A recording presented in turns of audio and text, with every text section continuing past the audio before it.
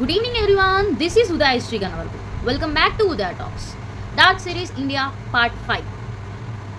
సింగపూర్కి transfer చేశాక ఏమైంది? సింగపూర్కి transfer చేశాక రిపోర్ట్స్ ప్రకారం తను చాలా చాలా సివియర్ అసాల్ట్కి లోన్ అయింది. మేము కూడా చెప్పలేము అన్నట్టుగా డాక్టర్స్ చెప్పారు. ట్రీట్మెంట్ ఇస్తున్నారు. 28 డిసెంబర్ 2012లో తనని తీసుకెళ్ళారు Singapore.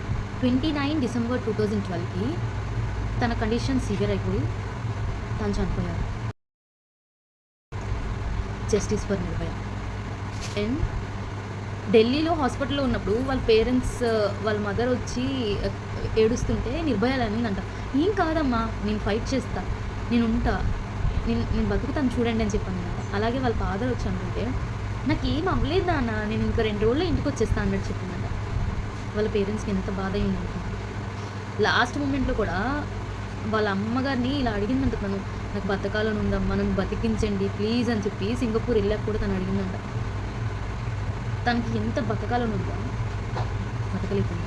And accuse persons names వచ్చేసి పోలీస్ వాళ్ళు కానీ అందరూ చాలా ఫాస్ట్గా ఇన్వెస్టిగేషన్ చేశారు. అండ్ అక్యూజ్ నేమ్స్ వచ్చేసి డ్రైవర్ రామ్ సింగ్, ముఖేష్ సింగ్, వినయ్ శర్మ, పవన్ గుప్తా, అక్షయ్ అండ్ ఒక మైనర్ అబ్బాయి ఉన్నాడు, వాళ్ళ నేమ్ మనం మెన్షన్ చేయొద్దు.